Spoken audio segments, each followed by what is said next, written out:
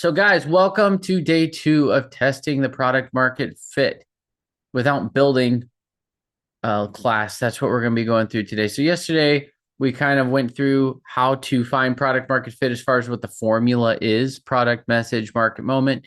So, that was our quick recap, finding your unique angle. But today we're going to talk about how to actually prove it out. Because you can say, okay, this is the perfect formula, and then you can launch something and it flops.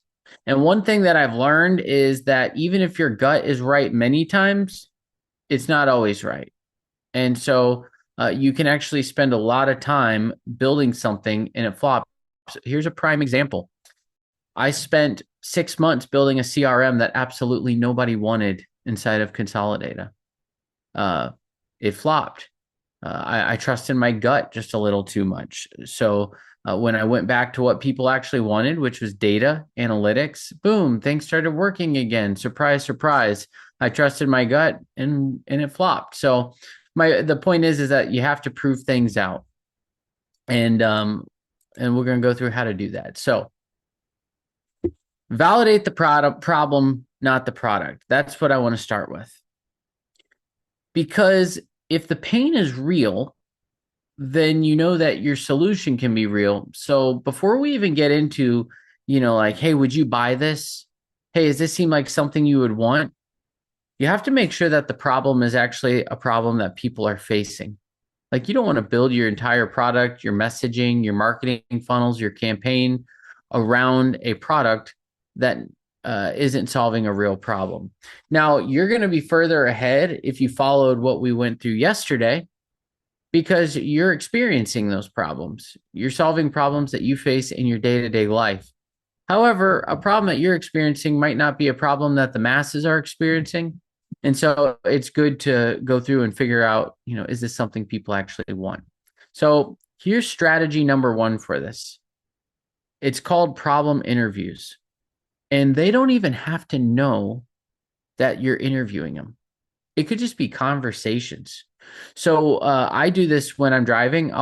Because I know a lot of people who are in business and this and that, and I'll just call someone and just have a conversation with them. And in that conversation, I'll sneak in a few questions that I'm just trying to feel out. Like, is this a problem they're actually solving? One tip that I'll give you is, if they think that you're trying to build a product, or if they think that you are trying to extract information out of them for a specific purpose, it alters their response. I don't know if you guys have ever noticed that, but if you all of a sudden be like, what do you think of this? All of a sudden they turn into like this, studio, whatever, a student of this, and oh, let me think about this. Like, they all of a sudden become a connoisseur of it, where it's like, I just need to figure out if they're actually facing this specific problem. And so I'm going to do this by somehow bringing this up in conversation. Yeah, Doug says he's seen that happen. So let's say that your business is, you're dealing with marketing agencies. You probably at this point know a ton of marketing agencies, and you're talking to them on the phone. And, as you're just chit chatting, how's business? Oh, it's been good. So what have you guys been, what's the most annoying part about, your targeting and your ads and things like that? And then you just let them go. Well, this. Oh, okay. Have you found a way to solve that?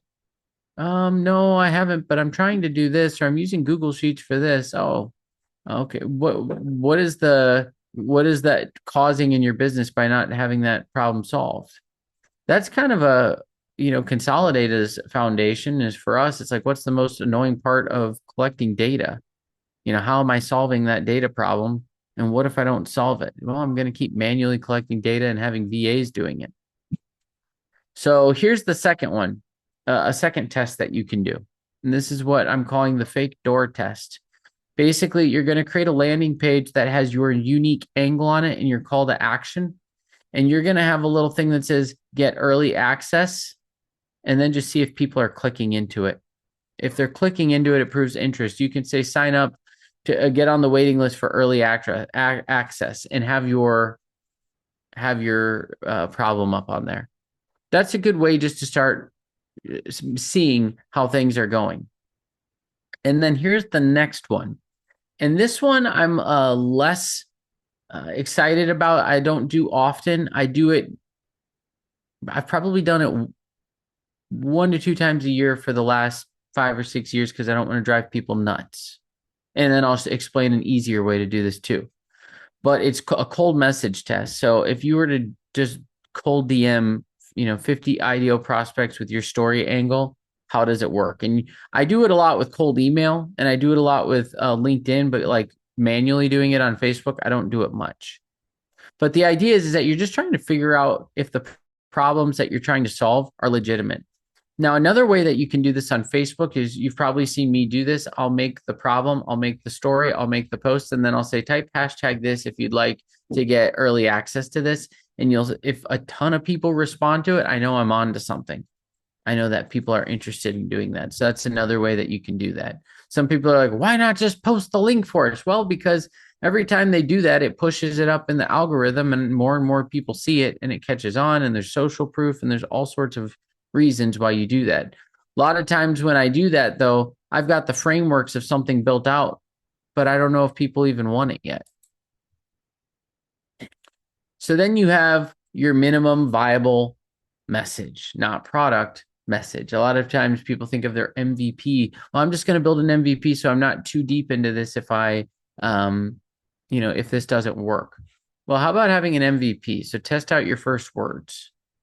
So you got your hook headline, your 3-sentence story, and then a simple CTA. So let's work through an example of this. So your hook headline will start off grabbing their pain. That's going to be the small thing above it. So struggling to find the perfect target audience or struggling to get affordable leads. And then your headline here would be, you could put something in here like,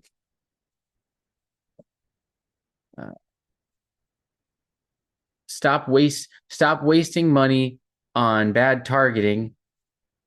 Stop wasting money on bad targeting and fill your pipeline with qualified prospects. Simple call to action, book a demo or something like that. So you have to play with it, go around with it. But the idea is that you're testing out these things. And what's nice is in a funnel, you can split test it. You could do 2 at once so you can see which one works better. Then you choose a winner and then you create another alternative and you try to keep making, okay, well, this one worked. Why did this one work better? Well, maybe this was better than this part. Okay. One trick that I have on split testing, just so you know, is have the pages almost identical, but only change first the hook and see which one gets more opt-ins. Okay. Now that I only had one variable, this one did better. I got this now. Okay. Now I'm just going to change the main headline. Once I have that down, okay, this is the winner. Now I'm going to change just the call to action. You see, sometimes people will make their A/B test totally different. And then the problem is you don't know why it worked. You don't know what was better about it. If you're only doing a little piece of it at a time, then you're actually going to know what actually made the difference and why people bought. It's going to help you a ton. So now here's one of my favorite things to do, and that is pre-sell something before you actually build it. Now, we did it a little backwards with the AI, and with AI stuff, for instance, the AI software, you can start building something because sometimes the pictures can help, but you don't need to have it perfect. But revenue is the best validation signal. People will tell you, oh, yeah, I'd buy that. Oh, yeah, that's great. Oh, yeah, that's awesome. But they might not actually pull out their card and swipe. A lot of people don't want to offend you. When I had a guy call me 2 weeks ago. First, he messaged me and said, Ross, you and I have a lot of things in common, blah, blah, blah, blah, blah. And I normally never answer these. But this particular guy's like, I really feel like if we hop on a call, it could be in our best interest for both of us. I'm like, I'm driving right now, whatever. I'll call the guy. So I talked to him. I want to get your opinion on a software. I think you'd be great on the board of advisors. And it was a terrible idea. And I told him it was not a good idea. I was like, I don't think it's something that will stick. I feel like I could do all of that with ChatGPT for $20 a month. And I was honest with him. But he's been telling other people about this idea and they've been telling him it's a great idea. And I'm thinking to myself, why would anybody buy that? It's you they for 20 bucks a month could do it unlimited on ChatGPT. It just doesn't make sense. My brain is not there. And even if you're trying to go after a market that's not too familiar with ChatGPT, now you're building your business on a high wire because Apple's getting it in its phones. Like everybody's going to be on AI. It's getting adopted into Google now. Like there's just no reason to, for instance, to build a something where you're going to go and like create a board of team members that are going to give you advice. Like you can do this stuff now with ChatGPT. You don't need a software for that. So you've probably seen me say in my post, just so you guys know, there's no fancy funnels right now. I'm building out the product. Right now, if you have any questions, here's what the product is. I can answer them in the chat in a question, back and forth, but I just have a Stripe payment link and I'll send people that. And those sales always are always better than when I create a big fancy page. Always works out better. Not, I can't even remember the last time just a simple Stripe link for me did not outperform a funnel. I even tried a funnel for this whole thing, didn't work as well. Just how it is. I just was like, oh, I'm going to give it a whirl and see if what it. Nope, Stripe link always tends to work for me. So the other thing too is you want to limit your founders, and you can go up higher than 5, but you could put 5, 10, whatever. But the idea is that you want to get some founding users, and then you're going to create a little mastermind group with them, and they're going to give you feedback, etc. And the nice thing is that if they pay for it before it even exists, you have your product market fit. We sold over $40,000 worth of Consolidator before the first line of code was written. Before the first line of code was written, I had sold over $40,000 worth of Consolidator. And that was in about a 2-week period. So then you iterate from real conversations. So when you have 3 to 5 paying customers, now you want to ask them some questions because now you can get more information from them now that they're actual customers of yours. So what made you buy? What confused you? What features do you ignore? These are things that are important to ask people. So that way you can figure out why people are actually buying your platform, why they're in your software, and what they actually like about it. Then you refine your offer stack.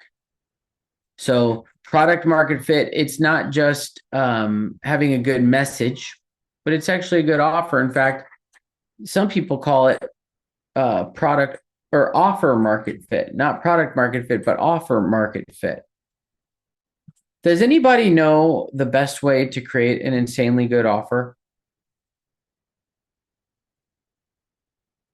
Just want to throw that out there. Think about that because I'm going to be focusing on creating an offer here in just a minute at the end of this, but we're going to kind of go through this. So now that the messaging resonates, you just align it with what you're actually delivering. See, if you've already built it, you might have to tweak it to what the people actually purchase. So if it's a software, you're optimizing your onboarding activation, and now you're trying to get them their first win within 10 minutes. If it's an agency, scope, guarantee, pricing, and your key focus should be crystal clear value proposition. And then if it's a mix of the two, then your key focus is speed to results.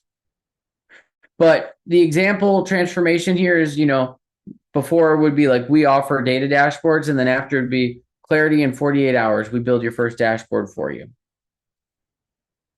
Or just hook your crowd, paste the script into your website and start collecting leads. Yeah, exactly. Make the perceived value more than the cost of the pain point. There was this time where, let me just real quick see what my employee is texting me.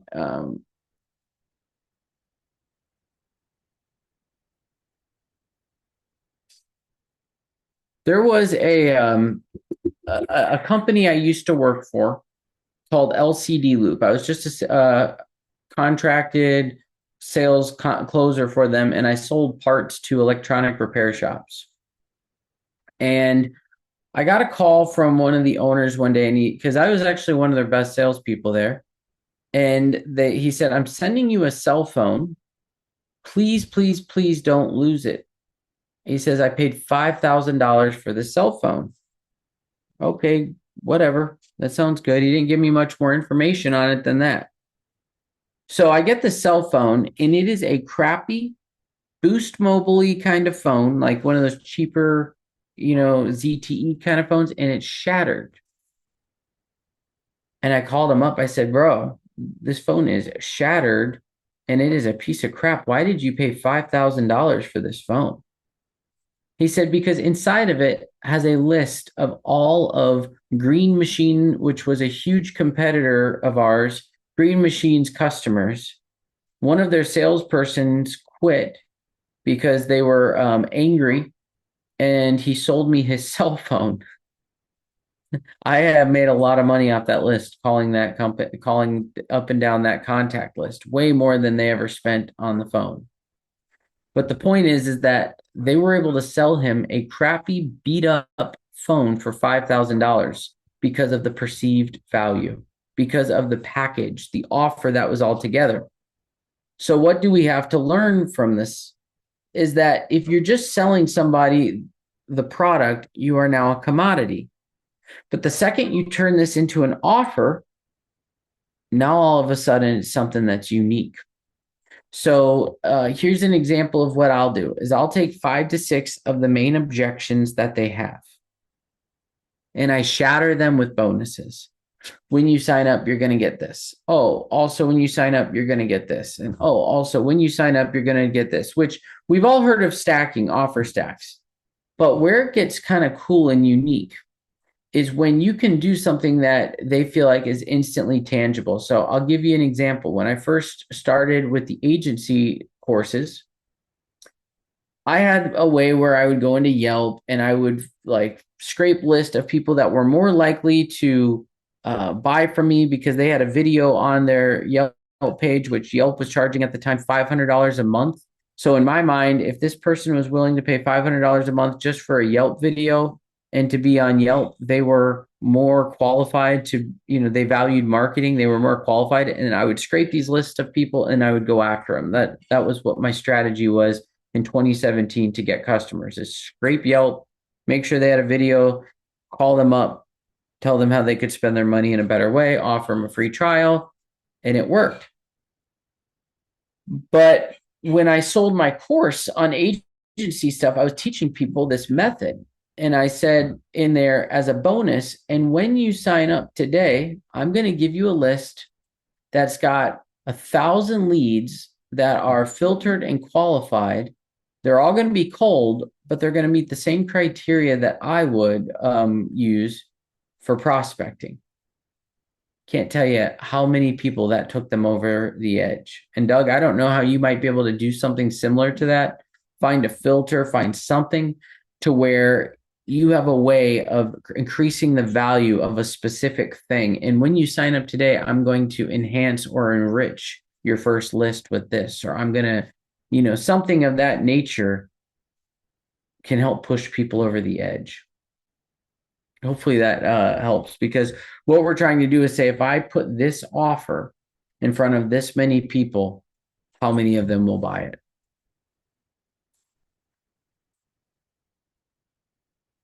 So here's a little homework assignment for those of you who want to participate. It's a 7-day product market fit sprint. So you could take a screenshot of this. Over the next week, it would be nice to interview 5 prospects. So document their pain phrases word for word. Create one landing page that tests your story angle with real traffic. With AI, this is super easy to do now. And then to run 50 outreach messages. So measure response rate to validate resonance. And then 4 would be collect 3 user quotes. So this here would be to build future social proof from real feedback. If you don't got users, skip number 4. So day number 1 on this was knowing what to say. Day number 2 is about proving that you're actually saying the right thing. Now, if you want to take this a little step further, here's a few add-ons that you can do for some extra depth. So one would be a live audience teardown, and you can do this even just on Facebook Live. Go live on Facebook. Now, I want to give you a tip on Facebook Live. When you go live on Facebook, don't even look at how many people are watching you. I never have many. 3, 1, sometimes 0. But live videos get pushed up in the replay so much more than even just posting a normal video. And so the views of people who watch it after the fact, it's so much greater. It is so much better. So if you don't feel comfortable going live, you could make a video, go on OBS and just stream it live to Facebook. So that way it's all pre-made. I don't do anything for Facebook automation because I'm too scared of getting banned and I use Facebook too much. But LinkedIn, I'm using something called Expandi, Expandi, Expandi.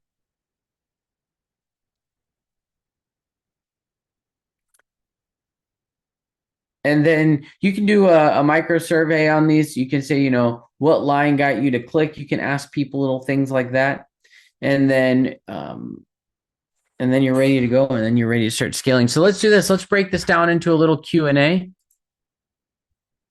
and see what questions you guys have. Yeah, as far as the platform goes, though, Expandi is a good one.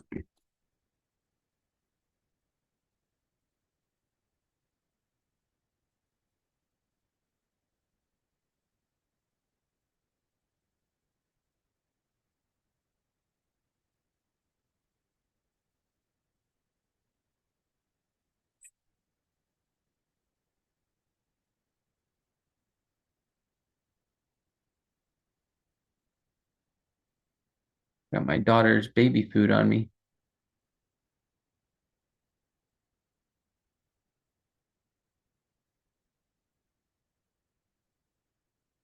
Okay. Well, if no questions, guys. You got me here. If nobody's got any questions for me, that's okay. Hopefully you guys enjoyed the information. Let's take a quick look at something real quick.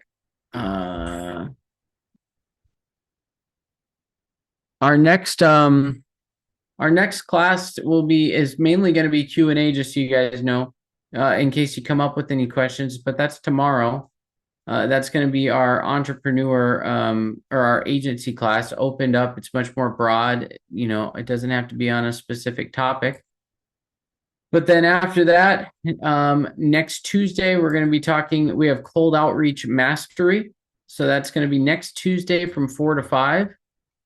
And then on Thursday, we're doing our agency coaching. And then also at 3:00, we have A2P compliance. So a class on A2P compliance. Let's see. Matt says, yeah, she's still working on getting videos uploaded. What question about selling identity resolution to personal injury attorney in Illinois? Yeah, what questions you got on it? You can just turn on your mic too.